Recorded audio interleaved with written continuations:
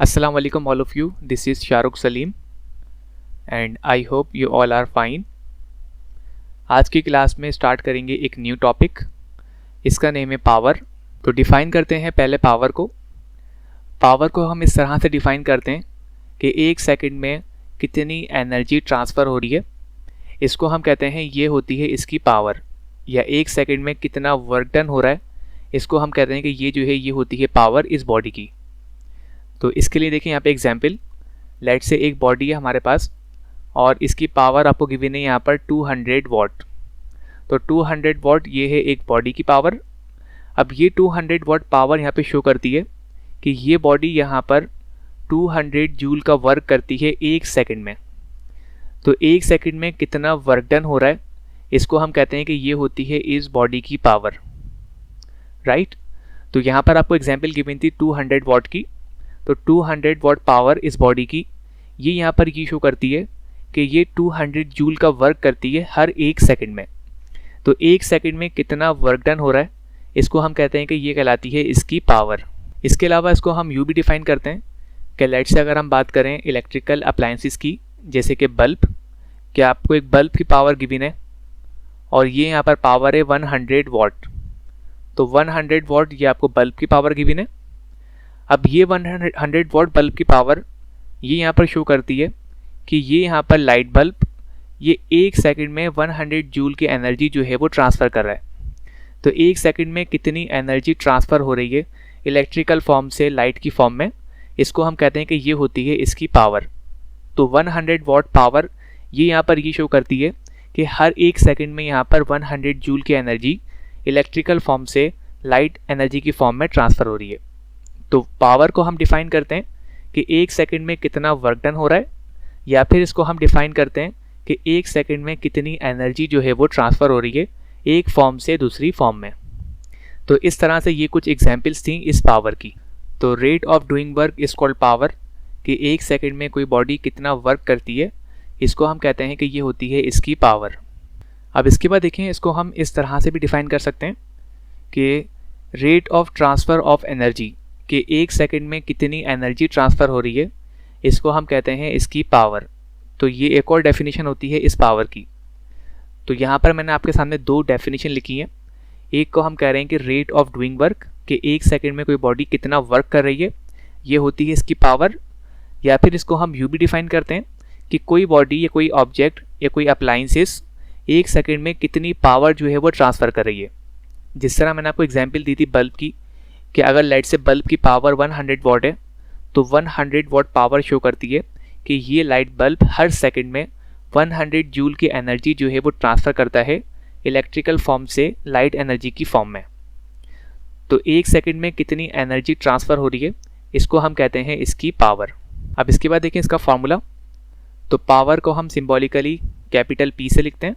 तो power is equal to, इसको हम कहते हैं रेट ऑफ डूइंग वर्क, यानी कि वर्क डन अपॉन टाइम, ये कहलाता है यहाँ पर rate of doing work. So power is equal to work upon time, ये होता है फार्मूला पावर के लिए. या फिर इसको हम यूँ भी लिखते हैं कि power is equal to energy upon time. तो रेट ऑफ एनर्जी ट्रांसफ़र, ये भी यहाँ पर होती है डेफिनेशन इस पावर की. तो ये एक और फार्मूला होता है पावर के लिए कि power is equal to energy upon time. तो ये दो फार्मूले हम यहाँ पे यूज़ करते हैं पावर के लिए. अब इसके बाद देखें इसका SI यूनिट. तो पावर को हम करते हैं मेजर वाट में. तो वाट जो है ये होता है यूनिट पावर का, जिसको हम सिम्बॉलिकली कैपिटल W से लिखते हैं.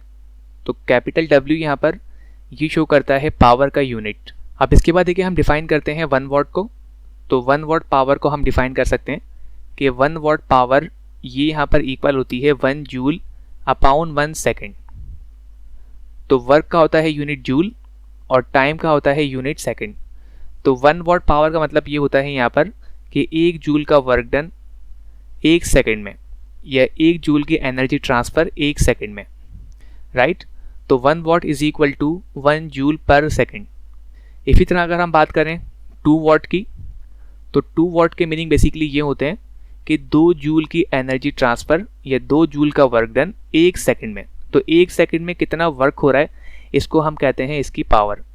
और इसी तरह से हम ये भी कह सकते हैं कि लेट्स से 10 वाट, तो 10 वाट की मीनिंग होते हैं कि 10 जूल का वर्क डन 1 सेकंड में, या 10 जूल की एनर्जी ट्रांसफ़र 1 सेकंड में। तो 1 सेकंड में कितना वर्क हो रहा है या 1 सेकंड में कितनी एनर्जी ट्रांसफ़र हो रही है, इसको हम कहते हैं इसकी पावर। तो इस तरह से हम डिफाइन करते हैं 1 वाट को कि 1 watt is equal to 1 joule per second. इसके अलावा हम पावर को मेजर करने के लिए कुछ बिगर यूनिट्स भी यूज़ करते हैं, जैसे कि देखें यहाँ पर किलोवाट। तो यहाँ पर हम लिख सकते हैं कि 1 किलोवाट पावर, तो 1 किलोवाट पावर जो है ये होती है यहाँ पर 1000 वाट के इक्वल।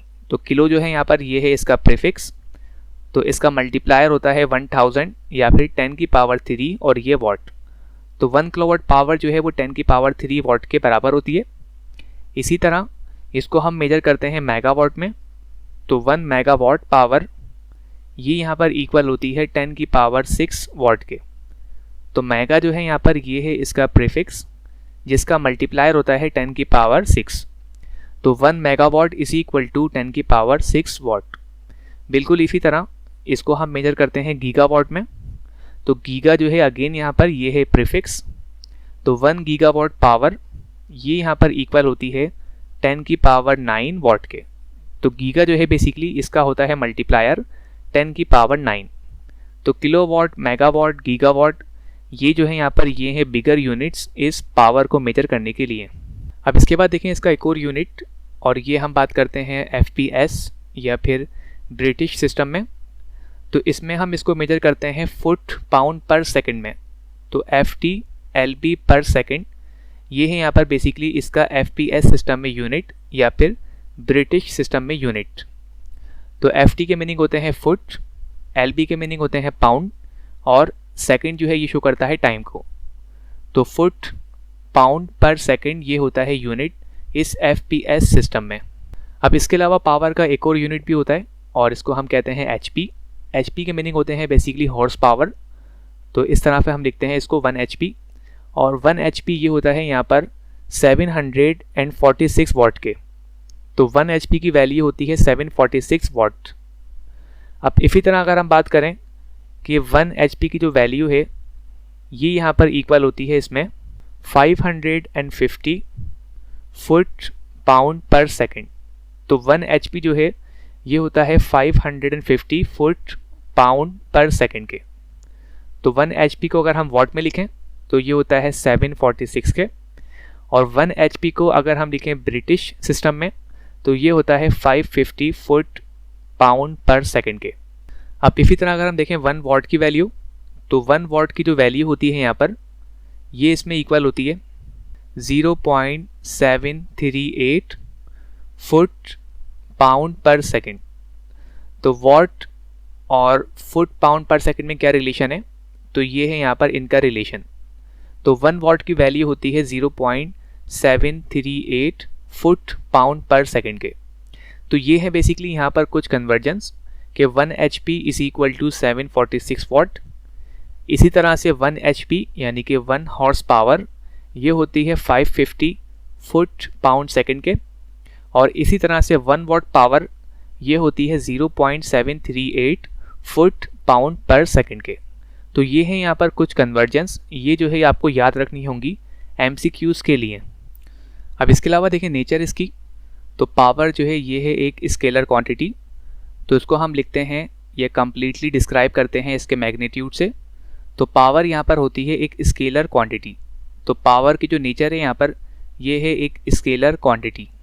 इसके बाद देखें इसका डायमेंशनल फार्मूला। तो पावर का होता है यहाँ पर डायमेंशनल फार्मूला कि ML का स्क्वायर और T की पावर -3। तो ML स्क्वायर T की पावर -3 ये होती है यहाँ पर डायमेंशन इस पावर के लिए। अब इसके बाद देखें यहाँ पर कि जब हम किसी बॉडी को लिफ्ट करते हैं किसी हाइट h तक, तो इस कंडीशन में क्या होता है कि जो भी हम वर्क करते हैं उस बॉडी पर, वो वर्क डन जो है वो अपीयर होता है पोटेंशियल एनर्जी की फॉर्म में। तो यहाँ पर हम लिख सकते हैं पावर का फार्मूला कि जब हम किसी बॉडी या किसी ऑब्जेक्ट को लिफ्ट करते हैं किसी हाइट तक, तो इस कंडीशन में जो इसकी पावर कैलकुलेट करते हैं उसके लिए देखें ये फार्मूला यूज़ करते हैं कि power is equal to work upon time, ये होता है पावर का फार्मूला। अब यहाँ पर जो हम वर्क कर रहे हैं बॉडी को लिफ्ट करने के लिए, वर्टिकली अपवर्ड। तो ये जो है यहाँ पर हाइट की वजह से ये वर्क डन स्टोर हो रहा है पोटेंशियल एनर्जी की फॉर्म में।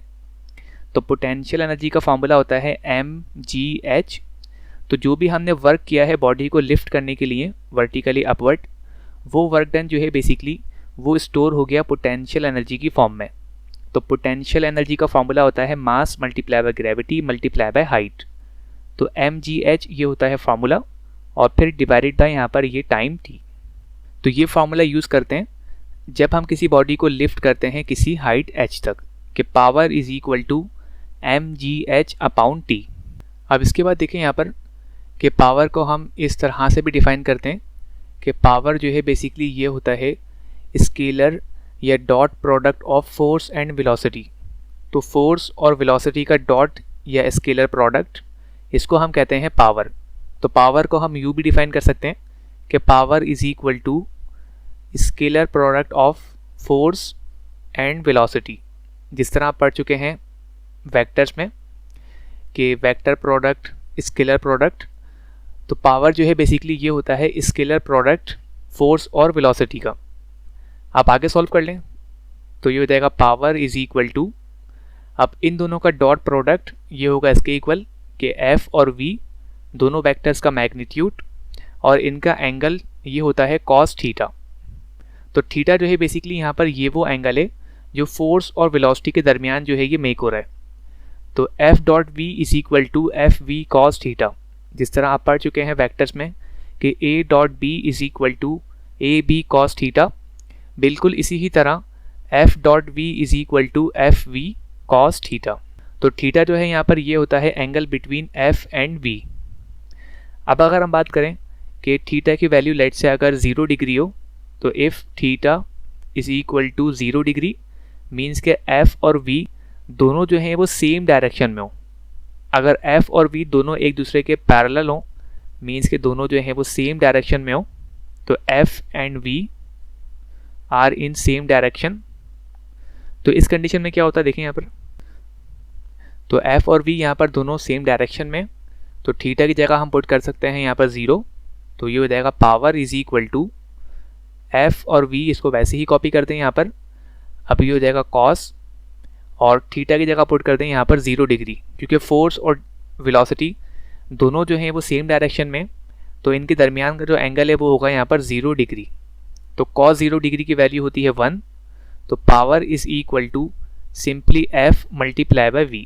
तो ये होता है फॉर्मूला पावर के लिए कि फोर्स और वेलोसिटी का डॉट प्रोडक्ट। तो पावर को हम इस तरह से भी डिफाइन करते हैं और ये एक और फार्मूला होता है पावर कैलकुलेट करने के लिए। तो power is equal to f multiply by v। अब इसके बाद देखें यहाँ पर एवरेज पावर। तो एवरेज पावर इसको हम डिफाइन करते हैं कि total work done upon total time. तो कितना टोटल वर्क डन हुआ है और कितने टाइम में हुआ है, तो इसको हम कहते हैं एवरेज पावर। तो एवरेज पावर को हम लिख सकते हैं मैथमेटिकली कि P एवरेज ये होता है यहाँ पर इसका सिंबल। तो average power is equal to total work done और ये अपॉन टोटल टाइम। तो total work done upon total time, इसको हम कहते हैं ये होती है बॉडी की एवरेज पावर। अब इसके बाद देखें इंस्टेंटेनियस पावर। तो इंस्टेंटेनियस पावर इसको हम डिफाइन करते हैं कि बॉडी की पावर किसी भी इंस्टेंट ऑफ टाइम पर, इसको हम कहते हैं इंस्टेंटेनियस पावर। मीन्स के ऐसा टाइम जहाँ पर टाइम की जो वैल्यू है वो अप्रोच करे 0 को। तो इस तरह की पावर को हम कहते हैं इंस्टेंटेनियस पावर और इसको हम लिखते हैं मैथमेटिकली कि P इंस्ट मीन्स के instantaneous power is equal to limit delta t यानी कि टाइम इंटरवल अप्रोचेस टू 0 और ये इसकी total work upon total time. तो ये होता है फॉर्मूला यहाँ पर इस इंस्टेंटेनियस पावर का। ओके, तो that's all for today and I really hope so सबको यहाँ तक क्लियर होगा। अब इन टॉपिक से रिलेटेड MCQs की प्रैक्टिस के लिए आप ज्वाइन कर सकते हैं हमारा फेसबुक ग्रुप, जिसका लिंक आपको डिस्क्रिप्शन में गिवन है। तो थैंक्स फॉर वॉचिंग एंड अल्लाह हाफिज़।